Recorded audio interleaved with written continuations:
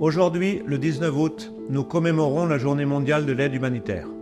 Nous rendons hommage à ceux et celles qui risquent leur vie pour secourir les plus vulnérables dans le monde entier. Cette année, cette commémoration revêt une signification particulière dans le contexte de la République démocratique du Congo, en raison de l'escalade des attaques contre les populations civiles et les acteurs humanitaires.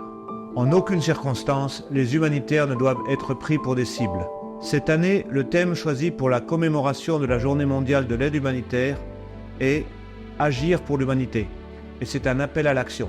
Nous devons agir pour protéger les populations civiles, nous devons agir pour protéger les humanitaires contre la violence, nous devons agir contre l'impunité des auteurs d'attaques contre les humanitaires et contre les civils, nous devons agir pour la paix.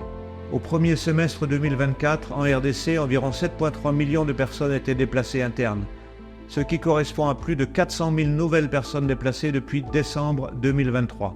Ces déplacements massifs de population générés par les conflits armés, couplés aux conditions de vie précaires qui en résultent, créent un terreau fertile à, entre autres, la violence sexuelle contre les femmes et les filles, à la prostitution comme moyen de survie, mais aussi à la propagation rapide d'épidémies telles que le choléra, la rougeole et la variole simienne dans les zones affectées par ces violences.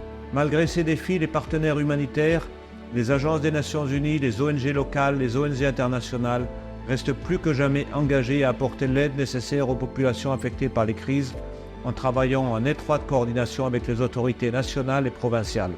Cependant, le plan de réponse humanitaire pour 2024 n'est financé au jour d'aujourd'hui qu'à seulement 33%, ce qui signifie que des centaines de milliers de personnes vulnérables sont laissées pour compte.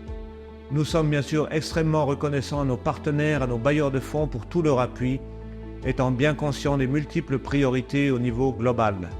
Mais nous les incitons à toujours faire plus pour la République démocratique du Congo. Ensemble, agissons pour l'humanité.